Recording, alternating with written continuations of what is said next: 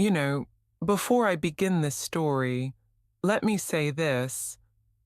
If you like listening to real stories from people like me, an old woman who has lived long enough to carry both love and loss, please consider subscribing. It helps me keep sharing memories that are sometimes painful, sometimes warm, but always true. Today, I want to share something very personal. Please, if you're watching, write in the comments where you're from. I love to imagine people from all over the world listening to the words of a grandmother, as if we're sitting together in my kitchen with a cup of tea between us. And now, let me take you back. Because the story you're about to hear is not only about a husband who returned after 41 years. It's about the deepest wound of my life and the shocking truth I discovered when he finally came back. I lost my husband, and I lost him in the most painful way. He walked out of the door one ordinary evening and never returned. For more than 4 decades, I lived with his absence like a shadow across my days. And when he finally appeared again, I thought God had given me a miracle. But I was wrong. What I found was not a blessing. It was a secret that almost destroyed me a second time. Stay with me until the end, because I want you to hear exactly what happened. I was only 30 years old when it happened. Back then, my hair was still black, and my hands were strong enough to work all day without trembling. We lived in a small house on the edge of town, with peeling wallpaper and a leaky roof, but it was ours. My husband, Michael, was everything to me. He was tall, broad-shouldered, with a laugh that filled the room, and eyes that could soften my hardest days. We had 2 small children, and I believed we were building a life together, brick by brick, even if we had little more than love and determination. Then one night, without warning, he was gone. He told me he was going out to meet a friend, nothing unusual, but he never came back. I sat by the window until the candles burned down, listening to the night air, waiting for footsteps on the gravel. By morning, the bed beside me was still empty. By the second day, I walked to every corner of the neighborhood, asking anyone if they had seen him. No one had. I went to the police. They told me men sometimes leave, that maybe he had another woman, maybe he had debts he didn't tell me about. Their words cut deeper than knives. I refused to believe it. He loves me, he loves our children, I told them. But all they gave me were pitying looks and a cold report number scribbled on paper. Days turned into weeks. I pawned my wedding earrings just to buy bread and coal for the stove. My oldest son asked, "Mama, when is Daddy coming home?" And every time, my chest cracked a little more because I had no answer. Neighbors began to whisper. Some said he abandoned us. Others said he was probably dead in a ditch somewhere. My family urged me to move on, but how do you bury someone when there is no grave? The years rolled by like a cruel tide. I worked wherever I could, cleaning houses, sewing clothes for other people's children, scrubbing floors until my knees ached. I grew thin, my hands cracked from the soap and the cold, but I never stopped waiting. Every man I saw at the corner of the street, every knock on the door, I thought it might be him. It never was. My children grew up. They learned not to ask about him anymore. My daughter once told me, "Mama, he left us. Forget him." But I couldn't. Deep inside, I clung to hope. Hope is a dangerous thing because it keeps you alive even when it is slowly killing you. At night, when the world was silent, I would lie awake and replay our last morning together.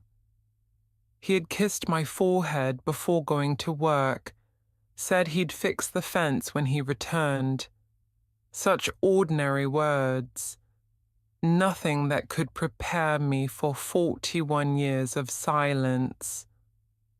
I aged alone. The house that was once filled with laughter turned quiet. I learned to live with my own voice echoing in empty rooms. I learned to stitch my own clothes, to carry firewood without anyone's help, to eat dinner at a table set for one. People called me a widow, though I had no proof of death, and in many ways that was worse. But then, after so many decades, something happened. It was winter. My hair was fully grey by then, my body slower, my hands trembling when I tried to thread a needle. I was preparing tea when I heard it, a knock at the door, a sound that shook my bones. When I opened it, I froze. Standing there was a man whose face I had not seen in 41 years. It was Michael. And that, my dear listeners, was the moment my story began again. Though not as a love story, not as a miracle, but as the beginning of the most shocking discovery of my life. I remember gripping the edge of the door frame, as if I might fall if I let go. My knees nearly gave way. The man standing before me had the same eyes, the same shape of face, though the years had carved deep lines into his skin. His hair, once thick and dark, was now thin and silver. His shoulders, once strong, seemed weighed down by something invisible. For a long moment, neither of us spoke. The winter wind howled behind him, carrying flakes of snow into the doorway. He looked at me as if he were searching for something familiar, something he wasn't sure still existed. "Michael?" My voice cracked when I said his name. He nodded slowly, his lips trembling. "It's me." The world tilted. 41 years had passed, and yet here he was. My hands shook. Part of me wanted to slam the door shut, to scream, to demand answers. Another part wanted to collapse into his arms and weep like a young woman again. But I did neither. I simply stared, frozen in disbelief. Finally, I stepped aside. "Come in." Inside, the house was warm, though small and worn. The same kitchen table where our children once drew pictures was still there, scarred with scratches from knives and hot pots. He glanced around, his eyes heavy, as if the weight of memories pressed down on him. "You kept it," he whispered. I poured him tea with trembling hands, the clink of the cup against the saucer louder than it should have been. My heart pounded so hard I thought he could hear it. "Where have you been?" The question burst from me like a dam breaking. I had kept it inside for decades, and now it tore its way out, raw and shaking. He lowered his head. "It's a long story." A long story. That was all he could give me after 41 years. My throat burned with anger, but I bit it back. I wanted to hear him first. He spoke of wandering, of working in different towns, of losing himself after some vague troubles that he never explained clearly. He said he always thought of me, of our children, but he had been ashamed to return. Ashamed. That was his excuse for leaving me to raise 2 children alone, for making me beg for work, for letting me grow old with no one by my side. I listened in silence, but my heart raged inside me. At one point, he reached across the table, his rough hand shaking. "I've missed you, Anna. Every day. I never stopped loving you." My body stiffened. Part of me wanted to believe him. Another part screamed, "He is lying." But I could not tell which part of me was stronger. That night, after he left, I sat alone by the fire. My children, now grown with families of their own, had long since stopped asking about their father. What would I even tell them? That the ghost of our past had returned, knocking on my door as if 4 decades were nothing. I stared into the flames and wondered, could a man truly vanish for so long and still love the wife he abandoned? Or was there something more? The days that followed were filled with confusion. He came by often, sometimes bringing small gifts, bread, flowers, little things that seemed almost childish. He asked about the children, about the grandchildren. I answered, though my words were stiff, guarded. At night, I found myself watching him when he wasn't looking. There were moments when I caught a shadow in his eyes, something unsettled, as if he were carrying a secret too heavy for words. And then it began, small details that did not fit. One evening, when I asked where he had been living all these years, he hesitated. His story changed from one town to another. When I pressed, he smiled nervously and said, "My memory isn't what it used to be." Another time, I noticed his hands, rough, calloused, but not the hands of a man who had lived alone and worked hard. They were too well kept, too steady, as if someone had been caring for him all this time. Each time I tried to dig deeper, he changed the subject, turning his eyes away. I should have been happy, I suppose. A man gone for decades, returned in old age, seeking forgiveness. Isn't that what most women dream of? To have their lost love back, to feel whole again. But I was not happy. I was restless, uneasy. My heart told me his presence was not a gift, but a warning. One evening, as he left, I caught sight of something in his coat pocket, a folded envelope, worn at the edges. For a moment, it slipped halfway out, and I saw handwriting that was not mine, not our children's. A woman's handwriting, neat and careful. He shoved it back quickly, too quickly. That night I could not sleep. My mind raced, my chest tight with fear. 41 years of waiting, of crying myself to sleep, of hoping he would return. And now that he was here, something told me the real story had only just begun. And so, my dear listeners, I want you to imagine this. You wait for decades, you raise children alone, you bury your youth in loneliness. Then the man who caused all of it returns, smiling, pretending as if nothing happened. Would you forgive him, or would you demand the truth, no matter how much it might hurt? Think about it. Tell me in the comments, what would you have done? But let me warn you, my search for the truth did not bring me peace. It brought me pain deeper than any I had felt before. Because the secret my husband carried back through my door was darker than anything I could have imagined.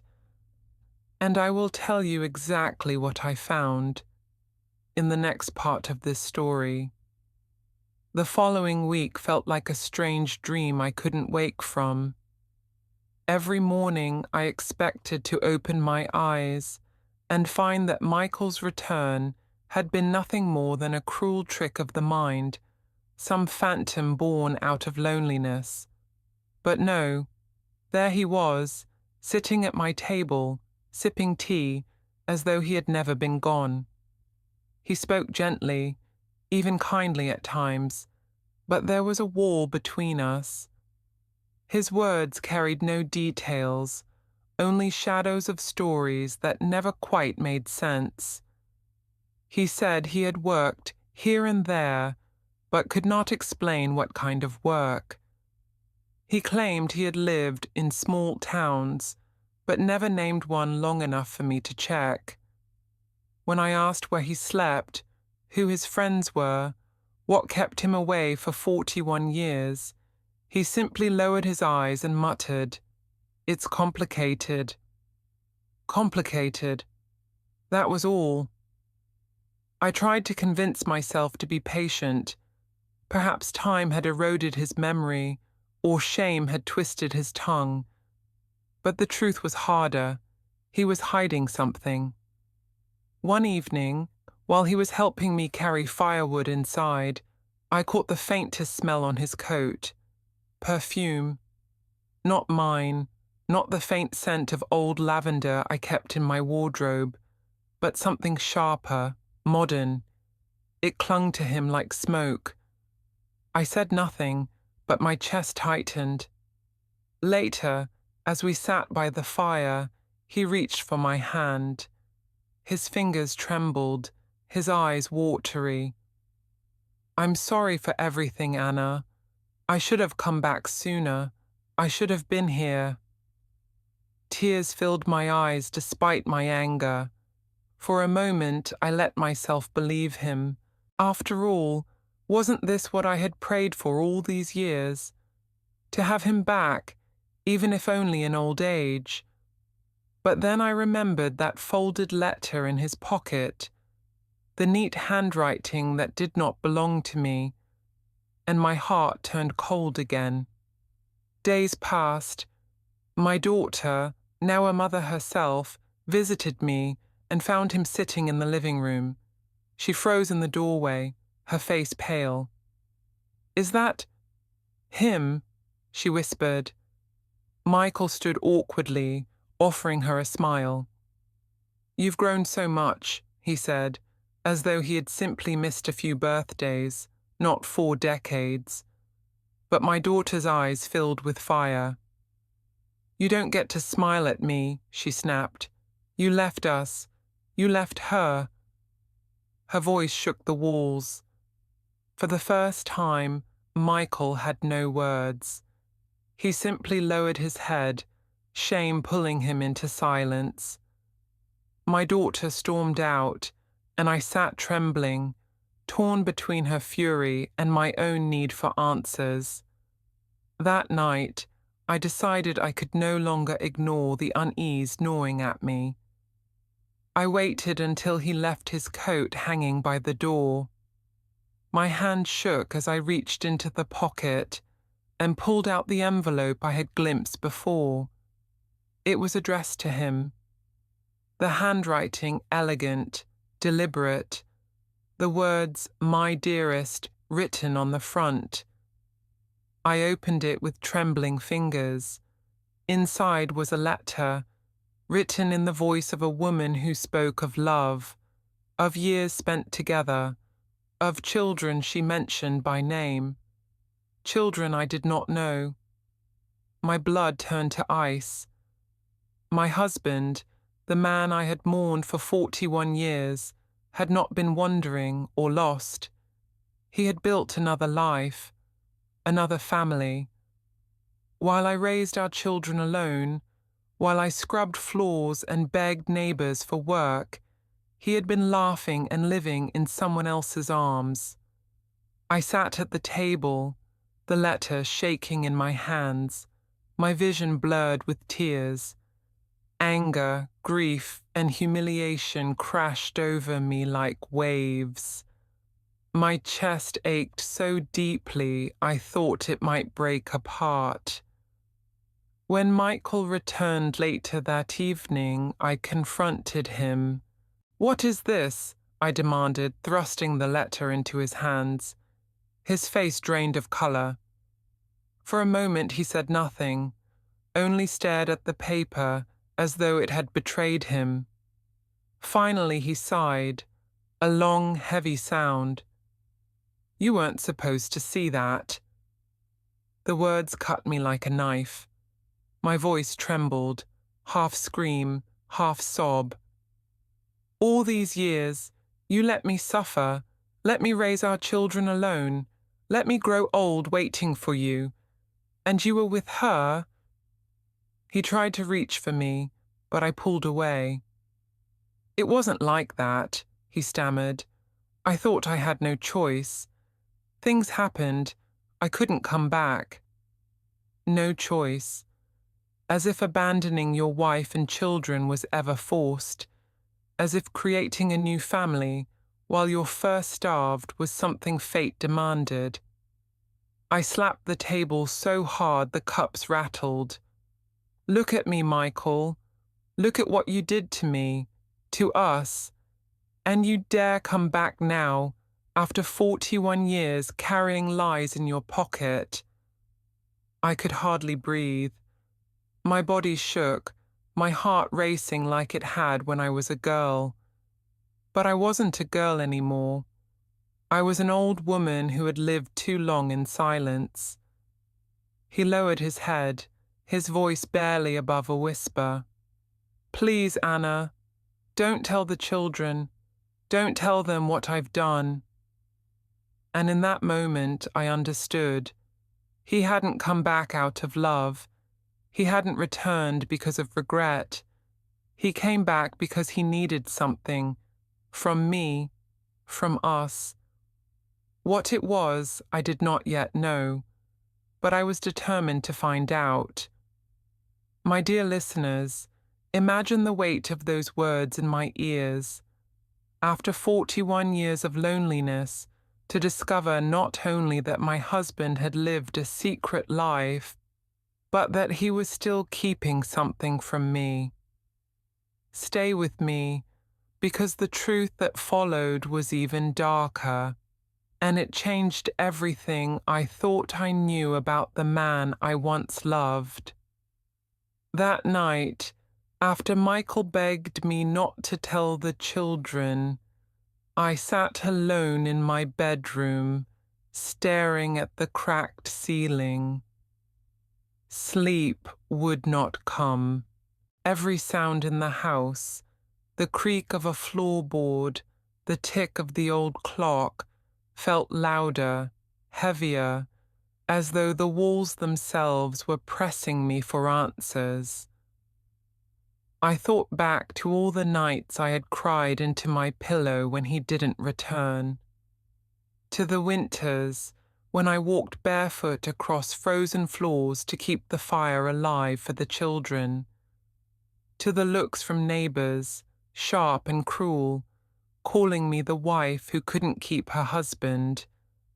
For 41 years, I bore that shame, believing maybe he was dead, maybe fate had been cruel. But now I knew the truth. He had chosen another life. And worse, he still hadn't told me everything. The next morning, he acted as if nothing had happened. He offered to chop wood, to fetch water, to mend the broken fence outside. He laughed even, though it sounded forced. I watched him closely. Every gesture, every pause in his voice, every shadow that crossed his face when I asked simple questions. It was as if he were two people at once, the man I had once loved, and a stranger who carried secrets too heavy to speak. At one point I asked directly, "Why are you here, Michael? Why now, after all this time?" He froze, his axe mid-swing. Slowly he turned toward me, sweat glistening on his wrinkled brow. His lips parted, but instead of answering, he forced a smile. "Because I missed you." The words were soft but hollow. My heart knew better. Days passed, and the tension inside me grew unbearable. I wanted to scream, to demand every detail of the life he had lived without me. But I also feared what I might hear. Sometimes the truth can kill a soul faster than lies. One evening, when he stepped outside to smoke, I searched his belongings again. In his worn leather bag, beneath shirts folded too neatly for a man living alone, I found more letters. Not just one, several, all from the same woman. She wrote of their years together, of their home, of her pride in their children. She spoke of his kindness, his strength, the way he cared for them. She wrote as if he belonged entirely to her, as if I and my children had never existed. The worst part? The letters weren't old. The most recent was dated only a few weeks before he knocked on my door. I sat frozen, the paper trembling in my hands. My chest felt tight, like iron chains pulling me down. He had not come back because of love or guilt. He had come back straight from her arms. When he re-entered, I confronted him again. "How long were you planning to hide this from me? How long before you admitted you had a whole other family?" His face twisted with something I had not seen before. Not shame this time, but anger. "You went through my things," he snapped. I rose to my feet, my voice shaking with fury. "You left me for 41 years. I have every right to search for the truth you refuse to give." For a moment his eyes burned, sharp and cold. Then, just as quickly, he softened his tone. "Anna, please. It's over now. That part of my life is behind me. I came back to you." But the letters in my hands told me otherwise. That night I couldn't eat. I couldn't rest. I sat by the window, watching snow fall in heavy silence, each flake like a reminder of wasted years. And then a thought struck me, chilling my very bones. If he had lied about this, what else was he hiding? Why return now, when he still had someone else writing to him only weeks before? What did he really want from me? My dear listeners, I ask you this: what would you have done? Would you have cast him out immediately, shut the door forever? Or would you, like me, have needed to know every piece of the truth, no matter how much it tore at your heart? Please, write your thoughts in the comments. I want to know if I was foolish to keep listening, or if any of you would have done the same.